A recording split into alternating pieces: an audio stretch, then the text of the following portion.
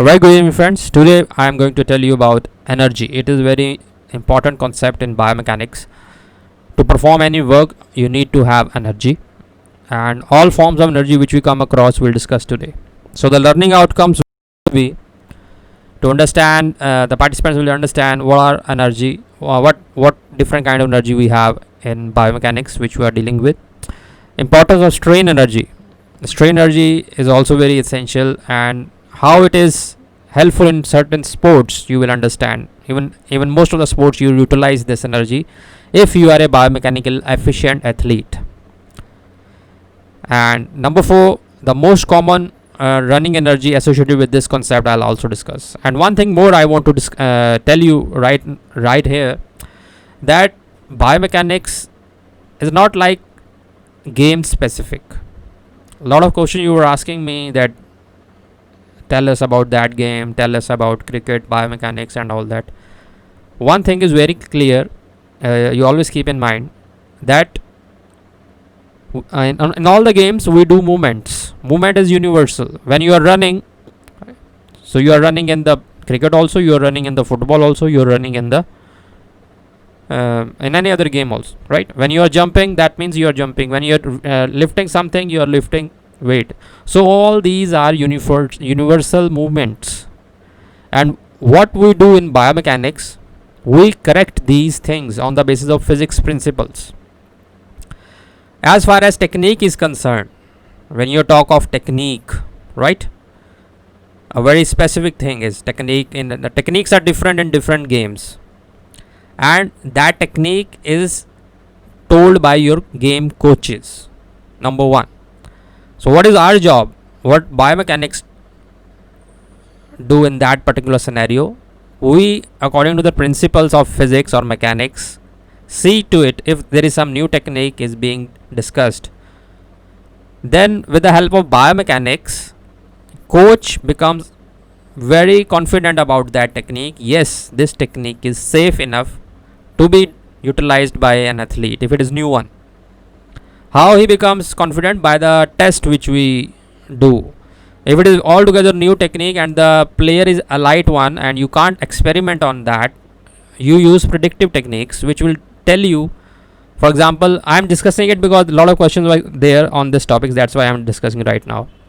So if a coach invents a totally altogether, for example, he wants to, suppose the game is weightlifting and he wants his athlete to lift a lot of very heavy weight, and he's discussing some technique how he has to do that, and he is not sure, and the athlete is the level of elite athlete, he is going for Olympics for example. So in that case he cannot test on that athlete because injury can happen if we don't know. So what we do here, the biomechanics is very important. If something new is coming up, so we will do 3D motion analysis. For that we'll make a full model of him, of that elite athlete, exactly same according to his dimensions, and then we experiment on that model, and that will, the results which come, we predict the results that yes, if this technique is utilized you will have some advantage or not. If advantage is there on the screen, then we tell the coach yes, it is advantages, then he can go for that, no problem. If there is some problem, if there is any risk of injury, we'll tell them, so they stop at that moment. So this is the way. So don't think of biomechanics as a game specific science. It is not game specific, it is a universal science, it is sports science which you have to utilize to make your techniques, different techniques, proper. So keep this in mind. I'll discuss different games, but always keep in mind that biomechanics is not game specific. Okay, so I just want to discuss, so right now I'm discussing it right now. So with concepts I'll keep on telling you the games where it is utilized, right? Like last lecture you must have seen impact biomechanics and all that. So with the concepts I'll elaborate the games also side by side. Okay, so today also we are going to discuss one game. So starting with the biomechanical energy, what is that? Energy is defined as an ability or capacity of a body to perform work, that you all know from class 8th or 9th, right? We know many forms of energy. Energy, I have multiple forms: acoustic energy, light energy, chemical energy, nuclear energy. But in biomechanics we are interested in mechanical energy. So whenever you talk of mechanical energy, it means two forms, kinetic or potential, right? So in biomechanics we are interested in mechanical energy, which can have two forms, kinetic energy and potential energy. It is denoted by E and SI unit is joule, that you all know. If you don't know, it is my responsibility to tell you the basics. Somebody were asking that you tell basics. It is my job, I have to tell it. So if you watch a movie, you have to start watch from starting, right? If you have even watched that, no matter, there are other audience who don't know or don't even know that or don't remember that. So that's why I start from the basic and then go deep. Okay. Now kinetic energy, what is that? Simply, if you see the formula, this is the equation, half mv square. M is the mass, v is the velocity. So it is the energy of motion. Whenever you are in the motion, you have kinetic energy. A body possesses kinetic energy only when you are in the motion. Mathematically, it is in front of you. If body is motionless, means you are not in a motion, you are standstill. So that means your v velocity, you are not moving, there is no velocity, your velocity is zero. That means this equation becomes zero. So that means you have kinetic energy. Your kinetic energy is zero. Now one example to demonstrate the equation. For example, if you want to calculate the kinetic energy of 2 kg ball rolling with a velocity of 1 meter per second, just put in the formula and you will get the energy 1 joule. Now you, for the practice, you can calculate 2 kg ball rolling with velocity of 3. And please, this is just for practice, right? Now second form is your potential energy. So potential energy is the energy of position. Means when you are standstill, you have potential energy. Mathematically, it is the body's weight multiplied by height above, right? Above a reference surface, because you are standing on the floor, so your height will matter. If you are standing on a table, so that height of table will matter, right? So potential energy is weight into height. So weight, you all know, is mass into g. G is action due to gravity. Okay, so basically mgh is the equation. So in biomechanical application, the weight of the body is typically fixed. So changes in the potential energy are usually based on changes in the body's height. Because if you are analyzing an athlete, he remains 70 kg during that analysis, his weight is not going to change. What is going to change if we are analyzing potential energy? His height, right? So that is the changing factor, or you can say that during analysis. Now again, just to demonstrate that, what is the potential energy of 50 kg bar which is elevated to a height of 1 meter? See, 50 kg bar elevated to a height of 1 meter.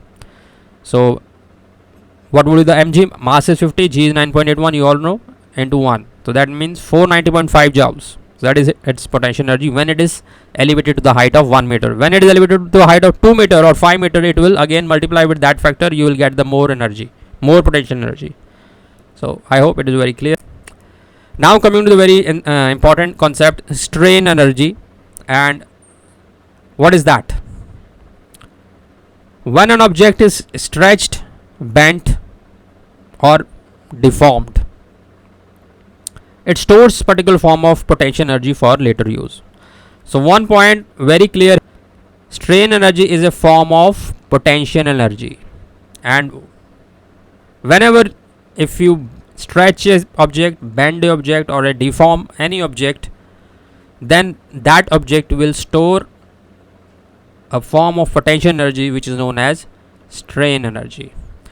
This special form of potential energy is called strain energy, right? And another word is elastic energy is another word. So don't confuse that. If you talk of elastic energy or strain energy, both are same. But in most of the international books by international authors, we utilize this word strain energy. It is more scientific. So strain energy is particularly form of potential energy which is stored within the materials which have been subjected to strain. Strain means you have deformed that, you have put some force on that and they have some deformation, and during that deformation they have stored some energy, and this strain has caused some change in dimension for sure, right? So main significance in the biomechanics or the sports biomechanics is that it could be converted to kinetic energy. This is the most significant advantage of strain energy. If you utilize this in sports, you are at very good advantage, and it is being utilized in many games. I'll let you know how. So Once more, strain energy is a type of potential energy, and it is there when you deform certain objects. Now this is the example of the sport. You can see that this is pole vault. Now this material is being deformed by this guy. For what? For storing strain energy. Now when he is bending, he is doing deformation of this pole, and when he is deforming it, it will store strain energy, and that strain energy he will utilize when he will jump. That will add up to his own energy, and he will get advantage. So this is the way strain energy is being utilized here. During the pole vault, the bent pole stores strain energy for the subsequent release of kinetic energy and heat. So we ignore heat, that is of no use in the game, but what is of use is your kinetic energy. You will get boost in your motion, and that is what you want. And if he doesn't utilize that, if it is not deformable, you see he can be injured. So this is the property of this pole, that it can be bent. So that, in simple words, it is elastic in nature, right? So I'll just come to that in later on, right? Yeah, here. Now mathematically we call it as half kx square. Now here k is the one which is known as spring constant. In this formula, k is the spring constant and x is the distance over which the material is deformed. So spring constant tells us about material's relative stiffness or ability to store energy, right? Higher the k, more is the ability of that particular material to store strain energy. So in the pole which I have shown you in the last slide, it has a very good k value. If it is of not good k value, then it is of no use. So this is the property, this is the biomechanical property which is being utilized in the sports to build those poles which have good k value, so that athletes can take advantage of strain energy, right? I hope it is very clear now. Now we have this energy in our bodies too. I have discussed this concept. I'll again repeat it here. Strain energy is there in our bodies. And which organ? Tendon are the one, but muscles to some extent also store some strain energy. The muscle and the tendon of the human body, when stretched, they store strain energy, and that is released to increase the force of subsequent contraction. So this concept I have already discussed. That is, I'll again repeat: stretch shortening cycle. Stretch shortening cycle, SSC. So SSC involves utilization of strain energy. I have told you it is cycle of eccentric contraction, then amortization, and then concentric contraction. So what is happening there? This strain energy utilization. For example, during a throw, this stored energy can contribute significantly to the force and power generated and to the resulting velocity of the throw. Whenever you throw, now they are talking of you will throw with your arm, and when you do the throw action with your arm, if you utilize this strain energy in a proper way, how you will utilize? When you throw, just think of throwing a ball. What you do? When you have to throw somewhere, you make some targets. You keep that movement. You will move that ball in the opposite direction and then throw it away. So what you are doing when you are aiming something, you are again creating that stretch, pre-stretch, SSC. So pre-stretch is nothing but deformation in your muscle, eccentric contraction is happening, and then you will throw it, and in that throw your strain energy will be utilized, which you have stored by doing that movement prior to that. So in a throw, this energy is utilized with the help of stretch shortening cycle. Tendons are the most efficient in storing energy. Longer tendons are even more efficient, and the most commonly utilized tendon and most talked of tendon in biomechanics is Achilles tendon. It particularly stores and returns large amount of mechanical energy, helps in walking, running, and making them efficient. So running is involved in almost each and every game. Almost 80 to 90% games involves running, right? So this is the organ which utilize your strain energy and helps you to become biomechanically efficient athlete. So I'll discuss on this in detail. Achilles tendon. So this tendon is a large tendon connecting two major calf muscles, right? So the muscles are gastrocnemius and soleus to the back of the heel bone, and this tendon is involved in plantar flexion.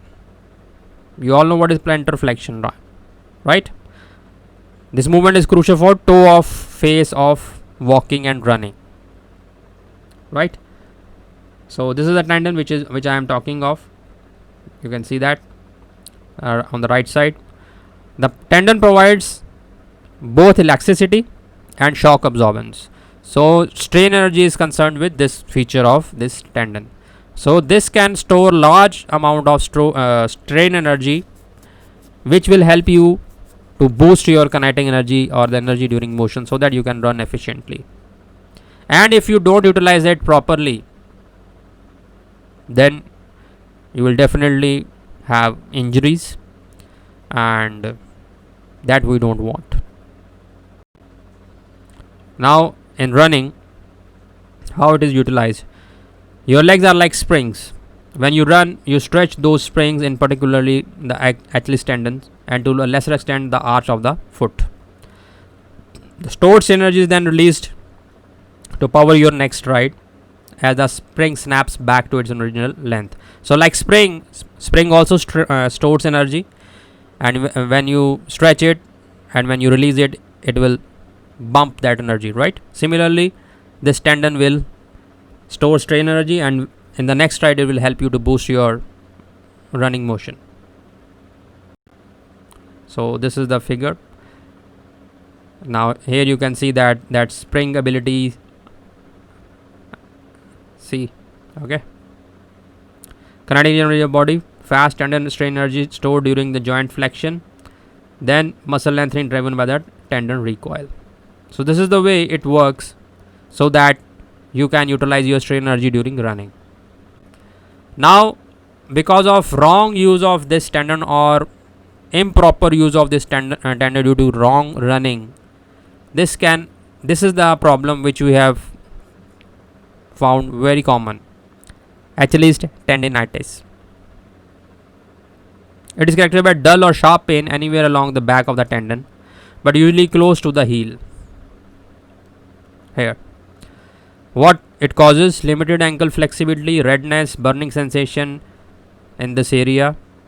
What are the possible reasons why you have got this, or why it is common? Usually some drills are, if you are not properly doing some running drills without any biomechanics without involving any biomechanist, and you are doing some randomly wrong running drills to improve your running, that can lead to these problems. Some of these are excessive hill running, both of which stress the Achilles tendons more than other type of running, can also cause this tendons. But excessive hill running is a drill. Mostly people do it to gain speed work and all that, but that can lead to this problem.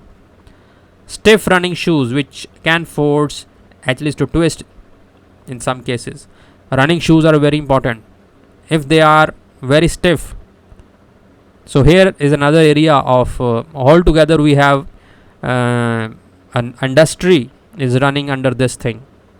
In abroad, Nike shoes and all that, these things, they make proper custom made shoes for the athletes by utilizing foot biomechanics. So which foot is good? If some problem by birth is there, I'll discuss that, what kind of problems sometimes we have in the foot by birth. So according to that, they custom made the shoes so that you can avoid stress on this tendon. So stiff running shoes also is a problem which can create this condition, and this is the condition which you can have by birth or by your genetics. Overpronation, some runner, or by some habit also, some by birth overpronate, some by habit overpronation of your foot. Runners who overpronate are most susceptible to this. So I'll discuss. So this is a very simple test if you want to check your foot, that if you are having proper pronation or over pronation. So this one is under pronation foot. Just you have to use some ink, right? Ink, a liquid ink, and get your feet over that ink and then make some steps. So if this is your footprint like this, see this is whole blank. So this is a case of under pronation. This is neutral pronation which we want. This is mild over pronation. You can see the little bit flat foot is coming up, and this is severe case of over pronation. Similarly, you can see these in your sole, how your sole ages, right? See, if you have that aging in this part of sole only, that means you are having under pronation. If you have this uniform aging from here and here, then it means it is neutral. If you have more on this side and this side, that means outer heel and inner ball wear. So that shows that you have mild overpronation, and you have excessively aging on your sole on this side, that means you have severe overpronation. So in this way, this is a very simple test which let us know that athlete has flat foot like this, who is overpronating, and if he is doing like that, we have to stop him. Either we have to provide him proper footwear so that he can protect his tendon, or if it is by habit, like mild overpronation is there, we have to design workouts for him so that he can avoid this kind of bad habit of overpronation. So this is the advantage of strain energy, and this is the injury I am telling you, sports energy, very common, and it is very severe kind of. It can ruin your sports career.